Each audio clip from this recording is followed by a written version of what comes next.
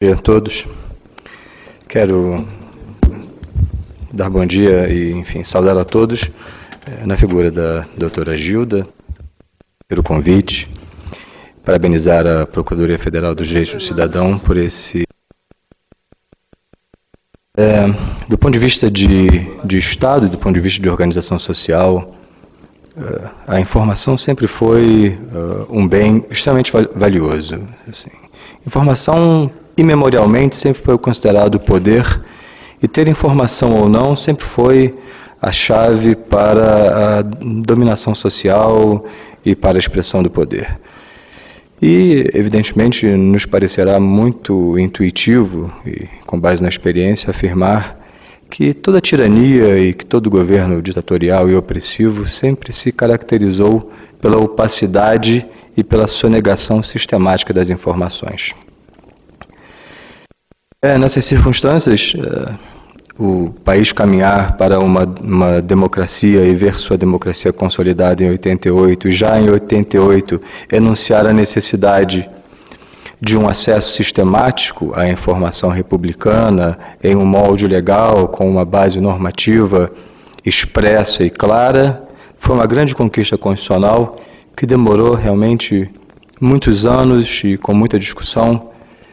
Já no ano passado, a Associação Nacional dos Procuradores da República, na sua primeira revista, na sua primeira edição, a República, sua primeira revista impressa, colocou como tema de capa essa questão tão preciosa e tão válida quanto o acesso à informação. Terá aparecido, enfim, a Associação Nacional dos Procuradores da República, que, na alvorada da lei, ainda sob o formato de um projeto, era fundamental que houvesse uma manifestação pública dos procuradores da República por meio da sua associação, no sentido de apoiar a lei, de validá-la e de mostrar que a luta pelo acesso à informação é uma luta dos procuradores da República e do Ministério Público, com pessoas consolidadas e engajadas já nesse assunto quase que imemorialmente, sem querer cometer injustiça com os demais, eu cito expressivamente as figuras do Dr. Marlon e da nossa querida colega Inês Virgínia, que não pôde comparecer hoje. Pareceu importante, então, a associação mostrar que isso é, na verdade, uma lei como essa, cujo advento ocorreu logo em seguida, é um ícone da democracia. Assim, preciso pensar que, na história da civilização ocidental, o direito à informação acabou se transformando em um direito reconhecidamente humano e próprio do desenvolvimento das nações e do desenvolvimento social. Acima de tudo, o acesso à informação nos permite não só uma reconciliação em determinados casos problemáticos com o nosso passado, como o exercício permanente daquilo que é a função prioritária do Estado, que é empoderar e aprimorar o exercício da cidadania. Por parte dos agentes públicos, por parte dos servidores públicos e do serviço público, há a permanente preocupação de que o cidadão tenha um envolvimento crescente com o Estado e que o Estado seja cada vez mais convergente com a ideia de uma organização social perfeita. Assim, quando o Estado foi concebido idealmente, quando começou a se teorizar sobre o Estado era o perfeito modelo do convívio social. E nós podemos fazer uma avaliação do quão legítimos ou ilegítimos são os Estados, quanto mais divorciado está o Estado e a sua organização administrativa dos anseios da sociedade. Quanto mais convergente o Estado tiver da sociedade, mais apurado ele estará, e isso não se consegue senão com o acesso cotidiano que o cidadão tenha de toda a informação que o Estado, como algo que pressupõe uma produção formal, esteja fazendo a cada dia, mediante os seus milhares, milhões de agentes públicos. Aprimorar a democracia, portanto, assim, dar a chancela final da expressão autêntica de democracia, escrita com letras maiúsculas, é, acima de tudo, empoderar o cidadão e fazer com que ele possa ter acesso e convívio diuturno, cotidiano, fácil, instrumental, com tudo aquilo que o Estado produz. Nós precisamos saudar, nesse sentido, o advento da lei, mas precisamos pensar também que as leis não são ocorrências cujo advento por si mesmo muda a situação. Uma lei é um início normativo.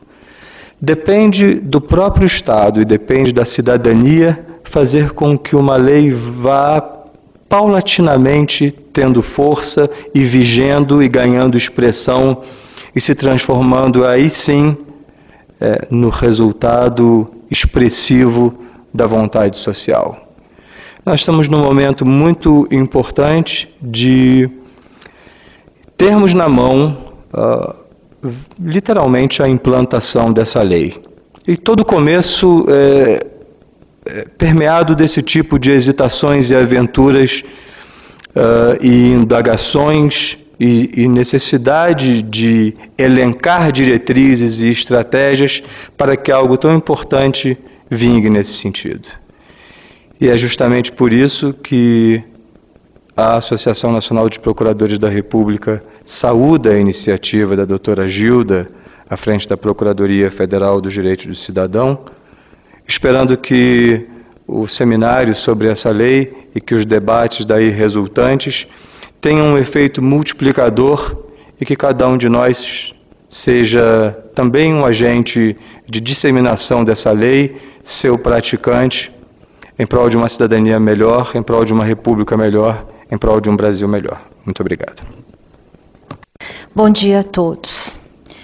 Eu gostaria de iniciar parabenizando a nossa colega dos Direitos do Cidadão, a doutora Gilda Carvalho, pela iniciativa da discussão dessa lei, que, sem dúvida nenhuma, é uma lei da maior importância para todos nós, e nos fala diretamente a nós como membros do Ministério Público.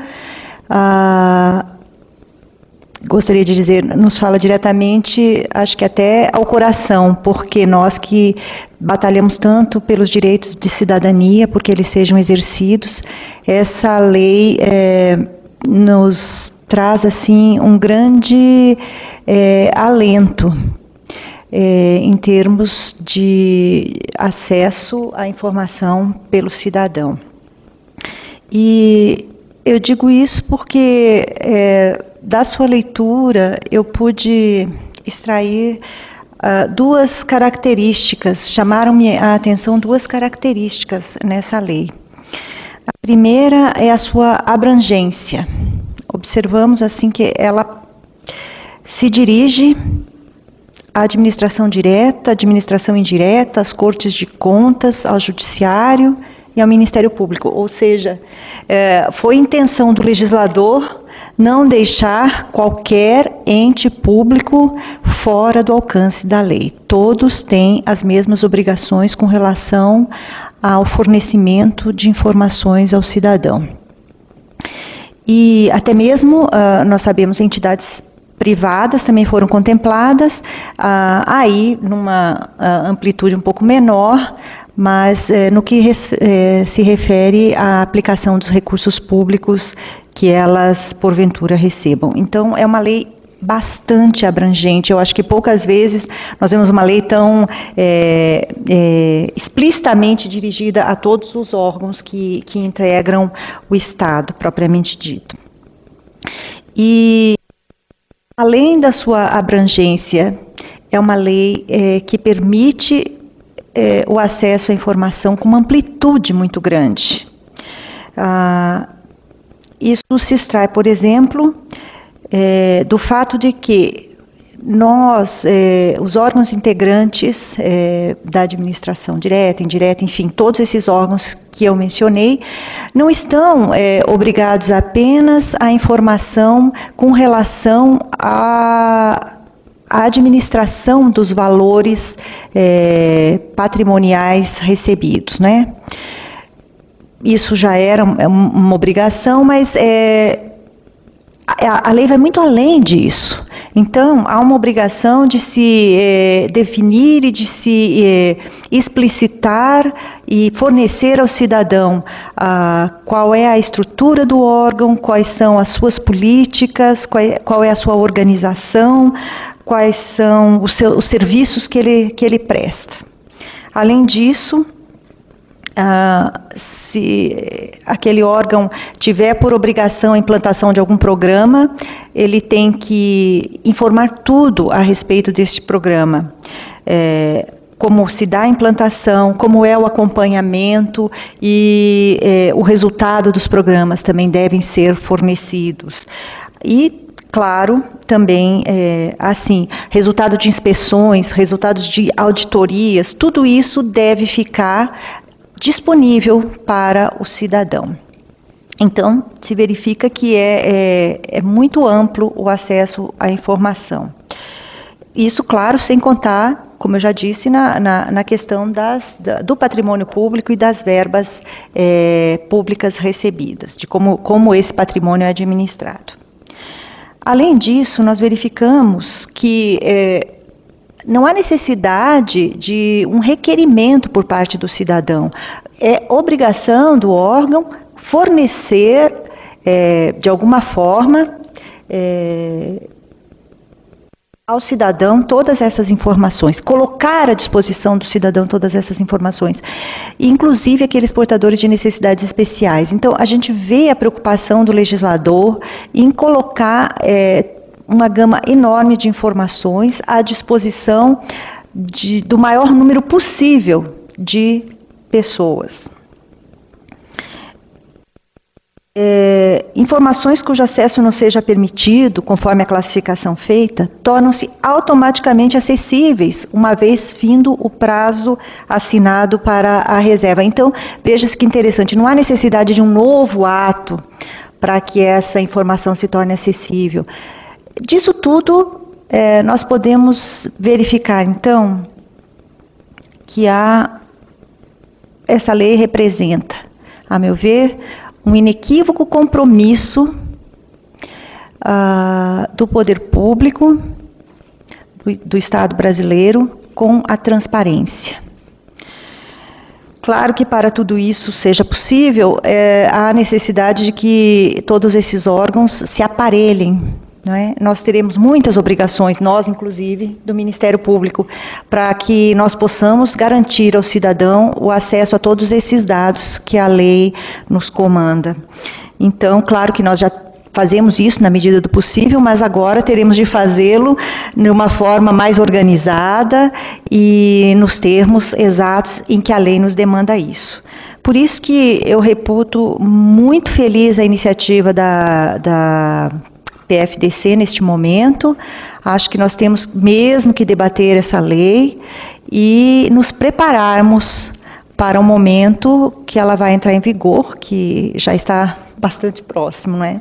Então, eu agradeço a presença de todos vocês que estão aqui, que vieram prestigiar esse evento da PFDC e espero que nós todos tenhamos um dia de profícuos debates. Obrigada, doutora Denise. Nós já percebemos, pelas palavras introdutórias dos oradores da mesa, o quanto é importante a Lei 12.527/2011 para todos nós brasileiros, né? E a importância que tem na implementação dessa lei, que é dirigida basicamente a todos os agentes públicos e políticos, né? E a todos os poderes e ao Ministério Público. Quer dizer, o Ministério Público passa não só de ser aquela instituição que cobra, que requisita dos órgãos públicos e entidades privadas informações, mas também ele tem um papel seria o papel de fornecer essas informações. E para se realizar o desígnio da lei, precisamos todos nós estar preparados, né? Então, a intenção desse workshop é justamente termos uma reflexão sobre cada um dos dispositivos dessa lei. Aqui caberá aos nossos palestrantes, né, enfrentar os dispositivos, né, e nos trazer essa luz, né, de como poderá nós, agentes públicos, né, enfrentarmos a implementação dessa lei e de que forma o cidadão brasileiro, a cidadã brasileira, pode ter acesso a essas informações. A transparência é algo predominante nessa lei, em que se dos poderes públicos e do Ministério Público, que eles disponibilizem nos seus sites, no link na internet, para todos os brasileiros e para o mundo, né, as informações que são importantes a que o cidadão possa exercer com todas as garantias os seus direitos fundamentais e possa também se empoderar, porque,